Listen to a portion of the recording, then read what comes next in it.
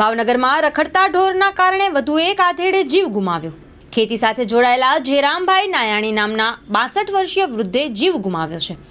સિહોરાના ટાણા ગામથી ભાવનગર આવી રહ્યા હતા તે દરમિયાન બુધેલ ચોકડી પાસે આ બનાવ બન્યો હતો, જેનામાં હાલ બનાવને લઈને પરિવારમાં ભારે શોકની લાગણી પ્રસરી છે। મહાનગરપાલિકાની ઢોર પકડવાની કામગીરી પર વારંવાર સવાલો ઉઠે છે, તેમ છતાં સુધરવાનું તંત્ર નામ નથી લઈ રહ્યું।